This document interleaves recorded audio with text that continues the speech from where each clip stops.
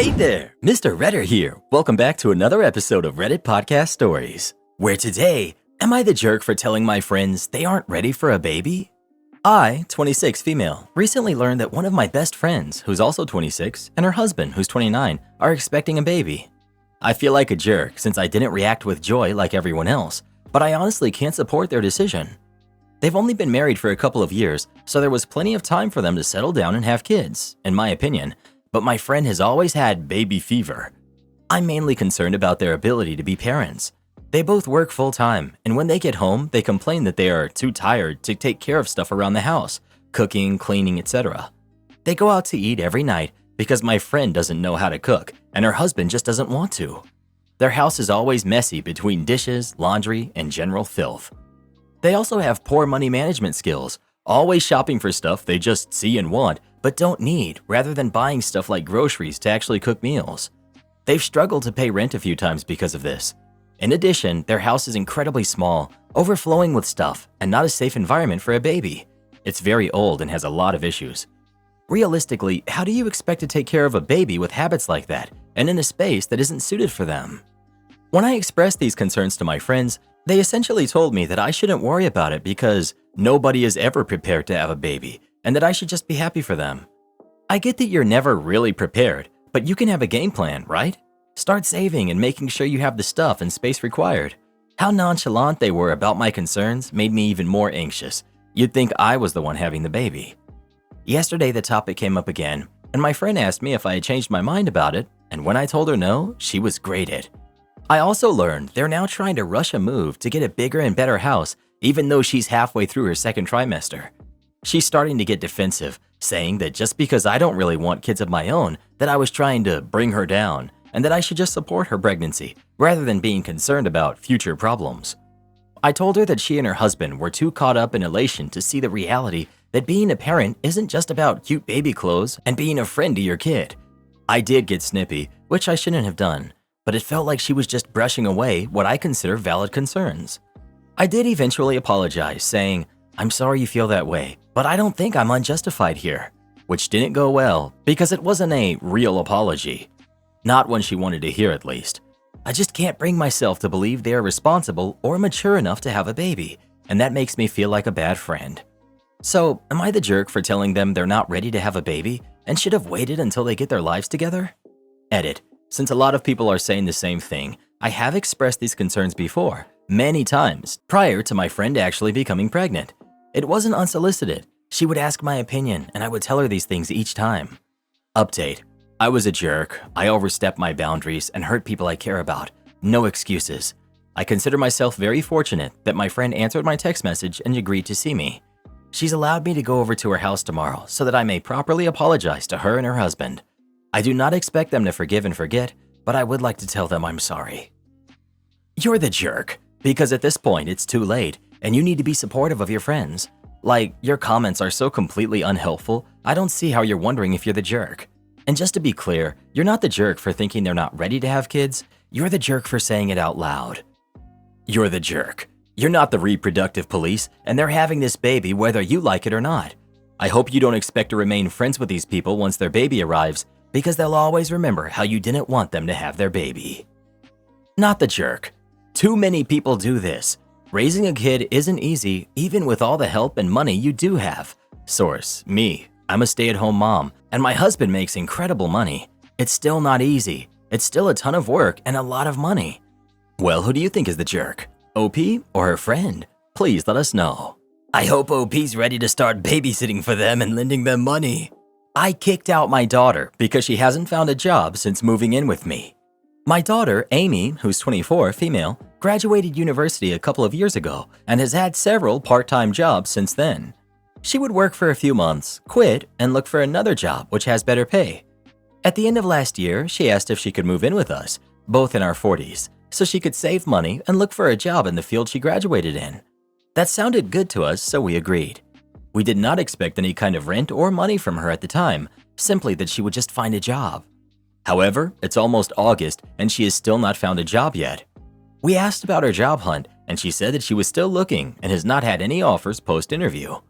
I feel tricked and lied to because surely she would have found a job by now. It's been months. She's also never mentioned going to any interviews, and it felt like she was lying to keep living here. Her field is one that's looking for more women to join the workforce. She has been living here for months to essentially do nothing. So I talked with my husband, and we both agreed it would be best for her to live with her aunt, my husband's sister, as she works in the same industry as the one my daughter graduated in. Maybe she could learn some things that will help her get a job quicker. We then told Amy that she needed to move out to her aunt's while she looks for a job because it's clear she isn't doing enough here and her aunt could help. She was upset, immediately asked if she contributed to some of the bills, could she stay here, but we said no, and it was time for her to get more serious about applying for jobs. She said nothing and packed her bags and left. We tried calling her today to ask how her aunt's house is. She lives an hour's drive away and did not answer us. Instead, she sent us a spreadsheet and tracker of sorts which detailed job roles, application links, dates, and stages of applications where multiple said interview. I immediately felt guilty and tried to call her again. She will not pick up, and her aunt sent my husband a text asking us to respect Amy's privacy while she stays with her. Were we the jerks here? We tried doing what was best. You're the jerk. You both made a lot of assumptions about her job search and kicked her out without even asking about the actual job search. Unfortunately, if she hasn't found full-time work 2 years after graduating, despite a regular search, there is a critical issue. Am I the jerk for pre-gaming my wife's dinners? My wife and I are both 32. Since we got married and moved in together 5 months ago, my wife has simply not made nearly enough food for me. This is not a kind of situation where I'm constantly agitated at her for incompetence or anything like that. I would be more than happy to microwave a burrito. I would be more than happy to whip up a peanut butter and jelly sandwich. But I can't. My wife has, every single night of our marriage, done the same thing. She'll make me a tiny dinner. I'm talking like a Chinese chicken salad with 30 grams of chicken and 10 leaves of lettuce arranged fashionably with dressing. When I finish eating, I'm still hungry because for a 230-pound man who works a physical labor job, it's not enough food. At first, I tried to openly communicate with her, but she always took it horribly. She would adopt a 1,000-yard stare and then begin talking about how incompetent she is and how she can't even make her husband a proper dinner. I'd try to calm her down with, "Oh, honey, that's not the case. I just eat too much." Or, "Don't worry about it. I can make a bit more." I tried to be overwhelmingly positive. It never helped. She would always just get incredibly disappointed in herself, cry, and/or take it out on me. Then she would make the exact same amount the following day. After the communication route failed, I tried to eat her dinners as is. It became hard to sleep at night due to hunger, and I lost 7 pounds in the first month. Eventually, I figured out my own system. On my way home from work, I started swinging by a fast food restaurant and getting myself a burger. I would basically pre-game her meals with some more calories. I figured it was win-win, as what she doesn't know can't hurt her, and I could have my fill of food. I would eat on my way home, walk in the door, pick at the salad or quinoa or homemade mac and cheese she made, compliment her for her delicious cooking, and later dispose of the wrappers discreetly. 2 days ago, I was on my way home and in line at a drive-thru. My mother-in-law was coming out of the restaurant. She ran over and greeted me. I asked her in a humorous way not to tell her daughter where she saw me because she'd take it badly, and she agreed. But then she told on me anyway. I got home to a furious wife who demanded details. When I provided the truth, she got extremely angry and looked legitimately hurt. I'm not good at handling confrontation and feel like I betrayed my wife in some way. Was I in the wrong here? It's a little concerning that she goes full passive-aggressive when you say something to her. It sounds like she has a really hard time when her carefully crafted mental image of herself is even slightly challenged. Not the jerk. He already told us he spoke with her and she gets the 1,000-yard stare. Then she's there crying and carrying on. Then her saying she will do better, and the next night she makes the exact same amount of food. She isn't listening, or it's some kind of control tactic on her part. Not the jerk. Just cook your own food. If she makes a fuss, just communicate that she's simply not making enough food, and despite telling her repeatedly, she refuses to increase the amount. Although from her reactions, she might be trying to get you to lose weight. Wife thinks OP is at an unhealthy weight and has him on a diet. Quinoa and lettuce for dinner says, "Lose some weight, Bubba." Wife is trying to get him to lose weight without telling him that he's overweight. Would I be the jerk for not having my cancer-stricken ex-husband stay with me through his treatment? For most of our marriage, my husband, 39 male, and I, 37 female, had a very happy relationship. We had good jobs, decent money, 2 kids, and we loved each other. Then he got diagnosed with a rare form of cancer, and we went through years of painful treatments and recovery together. We moved to a small house to be close to the research center where he underwent treatment. His parents paid half of the down payment on the house. The other half was from our savings and investments. In the divorce, he gave me the house and took all of his medical debt. We've been divorced a year, but now his cancer has come back and he needs treatment again at the same research hospital. He wants to stay in what is now my house while undergoing treatment, and his parents expect me to house him and look after him because he was generous in letting me have the house without taking his rightful share. When we were married and he was undergoing treatment, it was new stuff that was expensive and also very physically draining on him. We were lucky that both our jobs were supportive and flexible, but with his health issues, kids, and expenses, we had to downgrade our lifestyle a lot. That, plus the physical changes in his body, made him very depressed. Whenever he felt a bit better, he'd go stay in his hometown. It's a small town where most of his family and a lot of his childhood friends live. I was doing all the caretaking of him while also dealing with insurance complications. I was also managing the kids, the entire household, and my full-time job. We had help from friends and neighbors, but it was very hard. I wasn't happy about him spending his healthy days away from us, but it was good for his mental health, so I didn't feel like I could object. While he was staying there, he had reconnected with his high school girlfriend. A couple years ago, he admitted to me that he was hooking up with her, and I filed for divorce. He had fully recovered from his cancer by then. There are other aspects around the cheating that left me very heartbroken and feeling betrayed. His giving me the house and taking all the debt was an apology of a sort. His parents feel that I owe him for getting the house and should let him stay there for the 2 to 3 months for his treatment at the facility. I do want him to be well, and I don't want my kids to lose a loving father. But I can't deal with having him around me, especially not if I end up being his nurse and caretaker again. I'm still very bitter about how our marriage ended. A lot of people close to me are telling me that I should support him for the sake of my kids. Would I be the jerk if I said I can't do that? Edit. They announced their engagement the day the divorce was finalized. That still hurts so much. I'm really struggling with this. I don't think that I hate him. A part of me still loves him as an old friend. I definitely wouldn't want my kids to suffer losing their father. He loves them and is loved by them. Update. The Sunday after I made this post, my ex-in-laws picked up the kids for a zoo trip. They sometimes come to pick them up to entertain them, and so I thought nothing of it. A few hours later, a very teary and contrite mother-in-law dropped off 2 bawling kids with me. She told them their dad is sick and won't make it if he doesn't stay with us and go to the hospital. We hadn't had a talk with the kids yet about the diagnosis, and she just completely dropped it on them. I was so furious, I was raging. I called the ex and tore him a new one. He was shocked too, and we together went off on his mom. She broke down and cried, begging me to not take away her grandkids from her, as if I'd trust her after this. Ex and I together talked to the kids, him on video, and assured them that yes, he is sick, but he'll be fine. He just needs to go to the hospital, and they'll make him better like last time he was sick. The kids settled after that, but my oldest has been at me crying and begging to make Dad come live with us.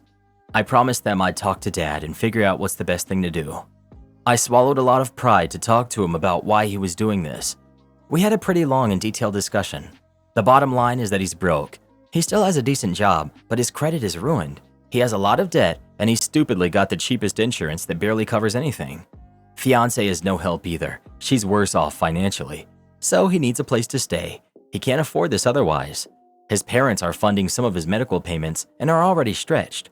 He was finally all right when we broke up, so I have no idea what happened in such a short time. Anyway, X and his girlfriend moved into my daughter's room. My daughter happily gave up her room to her dad and is now sharing her little brother's room. Both kids are over the moon happy to have their dad in their home. My daughter keeps checking on him every few minutes to make sure he's still okay. Mother-in-law really scared her. I'll never forgive that woman for this. I let the girlfriend move in with him because I was too angry to care about who came to look after him as long as it wasn't me. I didn't know how I could bear having her in my home, but it appears to be more misery for her than me, and that strangely makes it more tolerable for me. She is teary-eyed and crying all the time. It's only been 3 days, but I'm so annoyed I want to shake her and tell her to pull it together. The current treatment plan is for 3 months. I'm counting down the days. I'm thankful to the many people who gave me great advice on my last post. I wasn't expecting things to go this way. I'll slowly pull myself and the kids away and move, but for now, I have to deal with this for my kids' sake. Final update. My ex and his fiancée moved out today. His treatment went very well this time around. He had to deal with general weakness and nausea, but no throwing up like previous time. It's amazing how much medicine improves and changes. He'll need monthly shots for a while, and I agreed to house him for a weekend next month, but after that, he's on his own. The stay went well. We had no drama really. I kept myself busy, and the kids and I traveled a lot. They both managed the rest of the stuff all right, and things worked out. My kids are happy and back to their normal stuff. I had a talk with my daughter about how grandma exaggerated things to get her way and how it's not okay, and she understood. She has shown no interest in visiting her grandparents, and I'm happy about that. The last week of his stay, his fiance went back to their town to take care of some stuff since he was doing pretty well on his own. He and I had a few long, detailed conversations. They were cathartic in some ways and saddening and maddening in others. I think I got some closure. At least I'm not feeling the bitterness the way I used to. On another positive note, all that dressing up and going out I've been doing has worked out for me. I met someone. We've been on 2 dates and it's going great so far. This is my first time dating since the divorce, so I'm keeping my expectations muted, but still, it's very fun and exciting. I hate my engagement ring, and my husband doesn't know. I, 25 female, and my husband, 24 male, have been together for over 3 years. We got engaged last winter and have been married now for 6 months. I hate the ring. He wanted a traditional engagement, pick the ring himself, talk to my family first, one knee, etc. I showed him many photos of rings I liked. We even shopped together and picked a few we both loved. He ended up proposing with a ring that looks nothing like anything we'd picked together. He told me later he showed his mom photos of what I liked, and in short, she disagreed. She didn't like that we had picked lab-created stones. She also told him the shapes I liked were dated. She pushed him for real diamonds, which blew his budget, so my husband picked a tiny diamond pair, halo with stones around the band, similar to his mom's, just smaller. I hate it. I struggle with sensory issues, and the side stones pinch my fingers. I think about it all day, every day.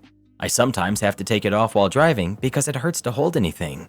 I've worn the ring out of loyalty for my husband since he proposed. I bought my own wedding band, and the E-ring is little enough I can hide it in a stack of other things. I feel like a brat for hating it. It was far too expensive to be as ugly and poorly crafted as it is. I have to have it serviced almost monthly because the prongs on the side bend and snag my clothing. The jeweler I consult with has told me this can't be fixed due to the size. He's warned me that I will lose stones, likely most of them on the band if a single prong breaks. It's a constant reminder my husband picked his mom's taste over mine for a symbol of our commitment. I would rather have green fingers from something meaningful than this crap. Update. A few days ago I stopped wearing my ring. After the last repair, it's in my jewelry box. I've been wearing my wedding band in a stack by itself for now. My husband noticed and complimented my wedding band when I was driving on a short road trip together over the weekend. I explained that my engagement ring pinches bad while I drive, and I decided I would only wear it on special occasions to protect the stones. He's been aware of all of the repairs. He then laughed a bit and told me, "You could just not wear it at all. Keep it for sentimental value." I was a bit taken back, so I asked him if he had purchased insurance for it, like we had discussed after we got engaged. He apologized for telling me he would, but he decided it wasn't worth it to him a long time ago. He was waiting for the ring to wear out or me to stop wearing it because he's wanted to replace it, since he bought it and he wants to upgrade that bad boy as often as he can. In all of my avoidance to protect his feelings, it didn't occur to me that he didn't like the ring either. As I suspected, he honestly thought his mom's taste would be better. The conversations compounded, and it made him second-guess himself. After he confessed he didn't like it, I confessed the style isn't mine, and it made me think of his mom. We laughed together. He expressed he's already been saving for something special for a while, but told me to pick myself out something silver I can wear comfortably in the meantime. I'd marry him again with a twist tie. I wish I wouldn't have danced around the fear of hurting his feelings for so long. Live and learn. Am I the jerk for baking for my kids? Me, 37 female, and my ex-husband, 39 male, were married for 12 years and got a divorce because, surprise, not to me, I was never straight all along. We have 2 kids together who are 9 and 8. My ex got remarried 2 years ago, and for the last 6 months, the arrangement has been our kids stay with their dad every other weekend. His wife has 3 kids from another marriage who are all 12 and up, and they don't have a super consistent custody arrangement, so I never know when they'll be with their mom. I'm a big-time hobby baker. I even made my ex's wedding cake when he got remarried, and it brings me so much joy to cook and bake for the people I love. My kids affectionately call my creations Mommy Bakes. Since my kids started spending consistent time at their dad's, I've been sending them off with enough mommy bakes for the two of them to share for the weekend. Recently, I noticed when I unpack their bags, the goodies are untouched. I asked them about it, and the first couple times they said they just weren't hungry or that their stepmom had made them something instead. This last weekend, they came home with the goodies still packaged and a note that said, "Bring enough to share." I texted their stepmom about it, and she sent me a lengthy text about how her kids don't think it's very fair that my kids get special treatment, and that going forward, she'll start throwing the treats away instead of politely sending them home untouched. I haven't responded because I'm not quite sure what to say. I never thought providing food for my kids for the weekend would cause a problem. So, am I the jerk? Edit. Since a lot of people are hung up on the quantity, I explained in a comment that the rest of what I make is put in their school lunches for the week. Edit 2. Thank you everyone for your input. Even the more harsh ones really helped put things into perspective. My kids' health, joy, and well-being will always come first, and I've put that in jeopardy by not being more flexible and accepting of our reality. I'm not going to send any more treats unless it's a special event, and in that case, I'll send a whole batch over to the house.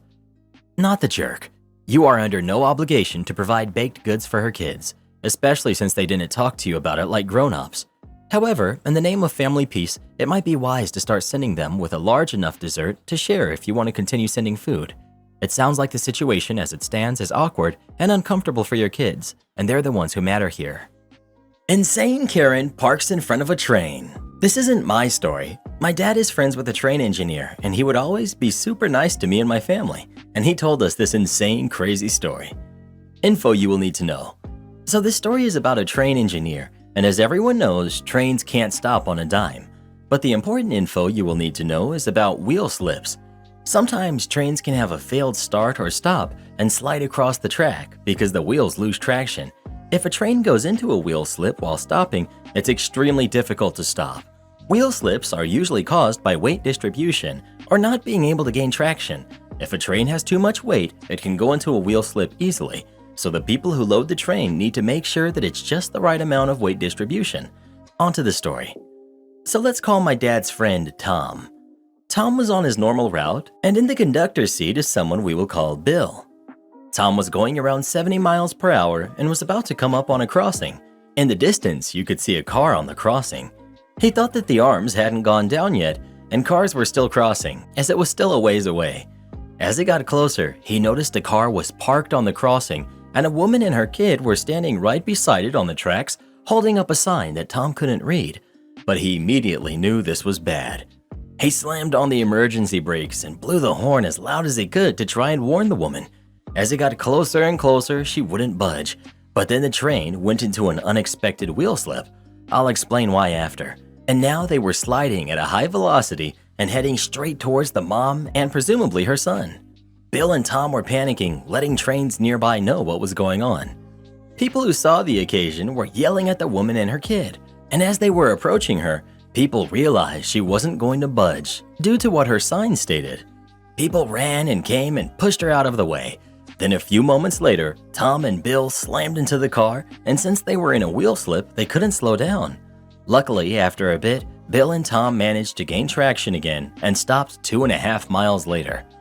Bill and Tom were really scared about what had happened, and despite their protocol, they jumped out of the engine and ran to see if her and her kid were okay. Luckily, they knew they would be there because the police would need to ask questions. After apparently, according to Tom, what seemed like forever, they finally made it back to the crossing. They found the mom and her kid, and she wasn't there because she was stuck, she was protesting. The entitled mom proceeded to have a conversation like this. "Finally, now I want you to meet my son. He wants a ride in your train." Tom, "What?" Entitled kid, "I want to be a train driver. Can I go pull the horn?" Tom, "Sorry kid, no, we can't allow that." "Let him do it. He's just curious. Besides, you owe us one since you attempted to hurt us." Tom, "Why's that?" Before entitled mom could proceed to yell at Tom, Bill found the sign and told Tom to read what it said. The sign stated, "Stop crashing into cars because you're too lazy to stop and enjoy the fun of demolition. Embrace the new generation." Tom, "What are you trying to say?" Entitled mom, "The whole thing about trains can't stop on a dime is an old wives' tale. Admit it, You don't stop because you enjoy crashing into cars. Tom, what? No, we don't stop because we can't stop. The wait, I've heard it all before, and I'm tired of being lied to. Tom, okay, well, it's not a lie. Besides, a crash like this creates a huge inconvenience for our schedule, and we have to try to work around this. We don't do it for fun. What do you mean by embrace the new generation? Karen, I've tried to stop so many trains time and time before because my boy wants to be able to blow the horn and see what the inside looks like. He wants to be a train driver. He wants to be a train driver when he grows up too. You guys are so lazy, you just wave. Too selfish to let the new generation be excited to be a train driver. You guys are so selfish. Tom, ma'am, if we could, we would. I wouldn't have minded, but you must understand that everyone is on a tight schedule. Stopping can put a lot of people in danger, because if we aren't in a siding at a specific time, it can delay schedules, and trains can accidentally be led onto the line you're on and can cause a head-on collision. Oh, shut up. You guys aren't on a tight schedule. I've been waiting here almost all day, and it took forever to see a train. We got so bored, and we needed to find things to do. You know how many people I had to tell off? I got so many questions about why I was there. I said I was just putting coins on the track. Each time someone came by, I had to look busy. We put a lot of coins on there. Oh, I need to check them and go see how they turned out. Tom's and Bill's faces grew red with anger. Tom, you did what? You did what? Karen, me and my son put coins on the track. Is there a problem? Tom, how many? I lost count, we put so many on. Tom was furious because he realized why he went into the unexpected wheel slip. There were so many coins, and he was traveling so fast that the train lost traction and they went into the wheel slip that put many in danger. Tom screamed and yelled at the woman and asked how she could be so stupid. Tom told the officers what had happened, and she was charged for trespassing, and she committed a felony by making her car get hit on purpose. So Karen had a lot of bills to pay and spent just a small time in the slammer, and her entitled kid didn't get what he wanted. Everybody was okay, but man, this story when Tom told my family made us drop our jaws, and I hope it did the same for you. Am I the jerk for firing my vet after the way the nurse spoke to me? I, 29 female, pay $35 per month for an insurance plan for my cat, who's 2 female. This includes a basic checkup every 6 months. Her appointment was scheduled for today at 12 p.m. While I was waiting to check her in, it was me, one guy in front of me, and the girl at the front desk. A nurse came out from the back and told the girl at the front desk, "Hey, just a heads up, everybody went on their lunch break, just so you know." My cat has anxiety, so when I booked her appointment, they assured me that she'd be in and out. So I said, if no one is here, should I wait to come back later to drop my cat off? The nurse shot daggers at me and said bluntly, "This conversation doesn't concern you." I was kind of in shock because I didn't think I'd asked anything too crazy. I said, "I'm just confused, since I don't want to drop her off if she's just going to sit in a room." The nurse said, "We were having a separate conversation. She'll be fine." I have pretty bad anxiety myself and wasn't here to argue, just to advocate for my cat. So I meekly said, "Okay," and I figured that was that. Well, this nurse gives me an up-down look, turns around and walks into the back. The door hasn't even swung shut yet, and I could hear her trashing me to her other nurses. She's laughing and saying, "You guys, there's this crazy lady at the front with her cat," and then the door swung closed. This is where I might be the jerk, because I shut down and told the girl checking me in I'm not letting my cat go back there, unless that person is not in the room, or if I can go back there with my cat. If she talks to me like that, how am I supposed to trust her to give the best care for my cat, who can't speak up for herself? I also said I wanted to make a complaint. I asked for a business card for a manager. The front desk girl gave me a card and I called the number. The front desk rang. She put it on hold and looked sheepish. I asked if this was the number for the manager or for the store. She admitted it was for the store. At this point, my cat is howling in her carrier. We had driven all this way and she was so shaken up, so sunken cost fallacy. I said I'd stay for the appointment if I could come in the room with her and make sure she was safe. The front desk girl finally admitted, "Well, no one is here. They're at lunch, so it would be for at least an hour." so the nurse had been lying about my cat being taken care of all along. I didn't want to argue anymore, so I said I wanted to reschedule for a time I could be in the room. She booked me for next week. Afterwards, I called my mom, and she told me I definitely shouldn't go back, but I also shouldn't have threatened to make a complaint to the manager and be a Karen. So I'm planning to call back this week and cancel my appointment and my insurance and take my business elsewhere. I think I was sticking up for my baby, but I could just be a crazy cat lady causing issues when I could have just left. So, am I the jerk? Listen to your mom about not going back, but in addition to making a complaint, also write a review. Let other people know about their supposed business model of laughing and lying to their customers. Not the jerk. Not the jerk. The nurse said that comment knowing you would still be able to hear her, so that's a very weird bullying tactic. Then the front desk nurse gave you the wrong number purposefully to stop your complaint. Then you found out you were justified in your concerns because it would in fact be a long wait for your cat by themselves because everyone was on lunch. Completely, they're the jerks in this situation. Also, why would they have an appointment at 12 p.m. when the whole staff goes to lunch? This is so bizarre. Not the jerk. I would never go back there either. They dropped the ball several times. 1. Agreeing to give your cat a quick appointment and not following through. 2. Speaking rudely to you when you express your concerns. And 3. Giving you the wrong number to make a complaint. Plus, I've never heard of a store or service that lets all the workers take a break for an hour at the same time without closing. I'd switch vets for that reason alone. Like, go ahead and shut down the store for an hour, but don't book appointments during your lunch break.